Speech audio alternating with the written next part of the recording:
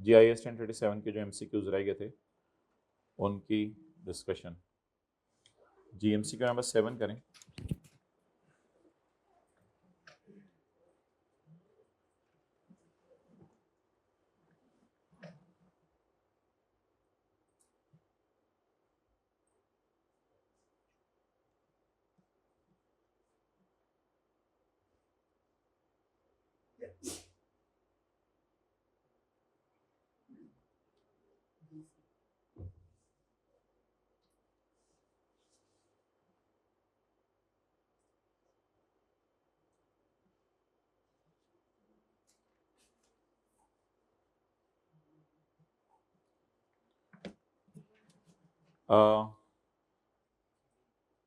Which two of the following events which occur after balance sheet date but before financial statements authorized for issue are classified as adjusting event in accordance with IAS 10, a change in tax rate after balance sheet date?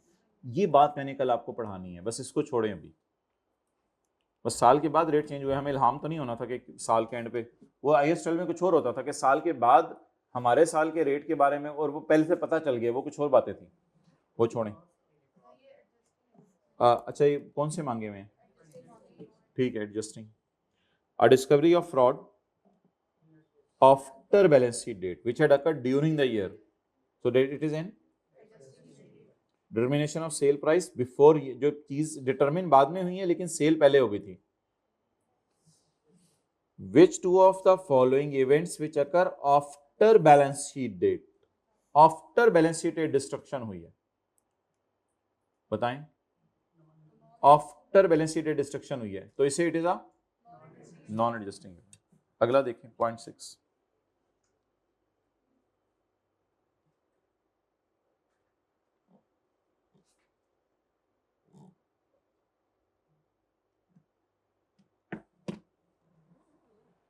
Which two of the events arising after year end fraud discover हुआ है, जो कि हमारी financial statement में हो चुका था, it is after year and announce हुआ है कि हमने रिस्ट्रक्चरिंग करनी है।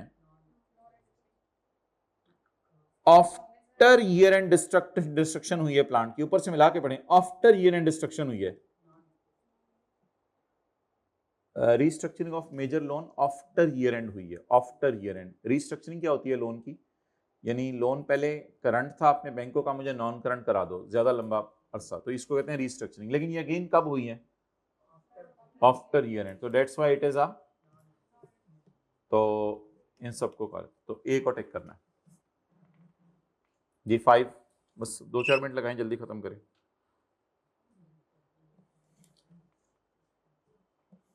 Not legally obliged, but decision has been published. Constructive obligation. We have decided to close down one arts, however the decision was made public after year end. तो सवाल क्या पूछा हुआ है? प्रोविजन किसकी बनानी है? इसकी प्रोविजन बनाएंगे, इसकी प्रोविजन नहीं बनाएंगे।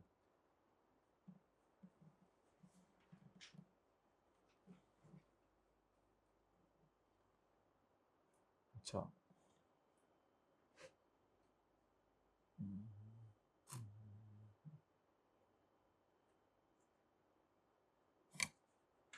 वो जो नीचे रह गया था वो करें। ये वाला जरा 13।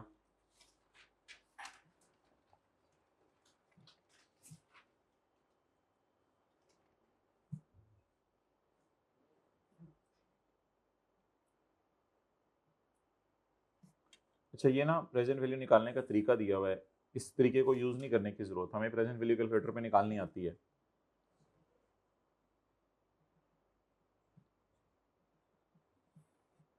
ऑन 1 अक्टूबर 2013 हमारे साल के पहले दिन हमने कमेंस किया drilling for oil in under sea oil field. The extraction of oil causes damage to the sea bed which has restorative cost of ₹10,000 पर मिलियन बैरल्स। 1 मिलियन बैरल निकालने पे कितना खर्चा आएगा? 10,000 ऑफ ऑयल एक्सट्रैक्टेड। जितना oil, जितने barrel oil निकलेगा, तो 1 मिलियन बैरल ऑयल निकलेगा, तो उसको साफ करने के लिए मजदूरों को 10,000 देने हैं। दोबारा पढ़ लें, 1 मिलियन बैरल, ये कोई क्वांटिटी होगी, ऑयल निकलेगा तो मजदूर कितने मांगेंगे? 10,000। X limited extracted 250 million barrel, तो हमने कितने निकाल लिए हैं? 250 मिलियन बैरल। अब जरा मुझे बता दें इसकी प्रोविजन कैसे बनेगी, कैलकुलेटर पकड़ के।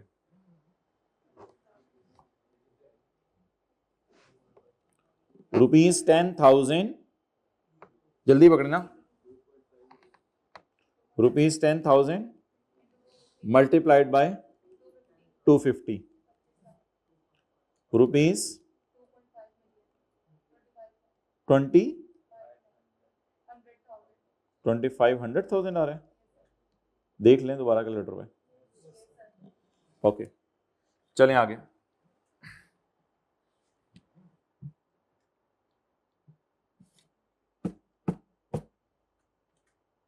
X Limited is also required to dismantle the drilling equipment. देग भी उठानी पड़ेगी और प्लेटें भी साफ करनी पड़ेगी। प्लेटें साफ करने की अलग उसने लाइबिलिटी बताई है, देग उठाने की अलग है। X Limited is also required to dismantle the drilling equipment at the end of its 5-year license. This has an estimated cost of 30 million on 30 September 2000. This had an estimated cost of 30 million on 30 सितंबर 2018। मुझे बताएं कि कितने साल बाद dismantle होना है? 30 जून 14, 30 जून 15, 30 जून 16, 30 जून 17, 30 जून 18। और उस वक्त मजदूरों ने कितने पैसे मांगने हैं? 30। मुझे बताएं इसको मैं जिस वक्त प्लांट की कॉस्ट में डालूंगा डिसमेंटलिंग तो कितनी डालूंगा? 30 इंटू 1.08 रेज टू पावर -5। लेकिन सवाल ने कहा हुआ है मुझे बताओ प्रोविजन साल के एंड की कितनी है, तो कोई शॉर्टकट बता दें। ऐसे ना कर लें 30 इंटू 1.08 रेज टू पावर -4, क्योंकि जब हम इधर खड़े होंगे तो डिसमेंटल होने के कितने करीब रह जाएंगे? 4 साल। जब साल के शुरू में थे तो 5 साल। तो वो रुपीज में है तो फिर इसको भी रुपीज में रखें। 30 million into 1.08 raise to power -5 करूंगा तो क्या होगा? प्रोविजन साल के शुरू में आ जाएगी। मुझे प्रोविजन सवाल वाला कह रहे आप निकाल के दो जी। 22,896। अच्छा जी, अब तसल्ली से एक दफा सवाल दोबारा पढ़ लें। इधर देखें, हमारे साल के पहले दिन हमने ड्रिलिंग की है फॉर ऑयल, ऑयल निकालना शुरू किया है। Extraction of oil causes damage to sea bed, oil निकालने से साहिल समंदर की सतहें खराब हो जाती हैं जो मुझे सही करके देनी पड़ती हैं। अगर मैं 1 मिलियन बैरल ऑयल निकालूं तो मुझे 10,000 रुपए देने पड़ेंगे। अभी तक मैंने 250 मिलियन बैरल ऑयल निकाल लिया है, तो 1 मिलियन बैरल पर 10,000 तो 250 मिलियन बैरल पर 25 लाख रुपए। ये एक प्रोविजन है, ये है सफाई करने की दाएं बाएं जो ऑयल निकालने की वजह से है। लेकिन हमारी जो मेन लाइबिलिटी है, X limited is required to dismantle the drilling equipment at the end of 5 year, बोला गया this had an estimated cost of 30 million. इसकी कॉस्ट 30 मिलियन है 5 साल बाद। तो मुझे किस वक्त चाहिए इसकी पीवी? हमारे साल के शुरू में या हमारे साल के एंड पे? तो इसलिए मैंने इसको रेज टू पावर -4 किया। टोटल कर लेंगे इन दोनों का। अच्छा जी, एक दो एमसीक्यूज में जानबूझ के छुड़वाए हैं, 2-3 वो मैं कर लूंगा। Point number 1, which of the following would not be a valid reason for recording a provision? A company has a policy of cleaning environmental damages but not legal obligation. So which it is not a valid reason for making a provision. Yeah, it is a valid reason. अब क्या करें इसको? Not a reason for provision. Is it not a reason for provision or is it a reason for provision? कैसे है reason for provision? तो फिर not वाली में टिक करूं या रीजन वाली में टिक करूं? नहीं तो नॉट वाली उसने मांगी है, नॉट तो है ही नहीं। There is a reason for provision. What is a reason? Policy. भाई इसको टिक ना करें। Company is leasing an office building, lease करिए office building for which it has further no use. However, it is tied up into the lease for another year. लेकिन फंस गई है एक और साल के लिए ऑन रिस्क. वैसे इसको ये लफ्ज़ नहीं लिखना चाहिए था, company is leasing an office building, लेकिन आगे लिख दिया ना, it is tied, means contract हो गया हुआ है, तो ये ऑन रिस्क कॉन्ट्रैक्ट है. It is not a reason for provision या it is a reason for provision? It is a reason for provision. सवाल की रिक्वायरमेंट क्या है? तो इसको टिक करना है? नहीं. A company is closing down a division. The board has prepared plan. अभी prepare हुआ है. Which has been communicate भी हो गया. It is a reason for provision. It is not a reason for provision. It is a reason for provision. A company has acquired a machine which requires major overhaul every 3 years. हर साल बाद machine को खोल के बंद करना होता है. पहली दफा वैसे हो गया 12 लाख, अब 3 साल बाद इंशाल्लाह अब दोबारा इसको करना है हमने. ये तो अवॉइडेबल है ना. आपने किसको पेमेंट करनी है? किसी को भी नहीं. ओवरऑल वाले की तो लाइबिलिटी तब रिकॉर्ड करते हैं जब ओवरऑल करा लिया होता और पेमेंट ना करते. याद है एग्जांपल 11A और 11B एंड पे की थी, एयरक्राफ्ट वाली और वो सारी.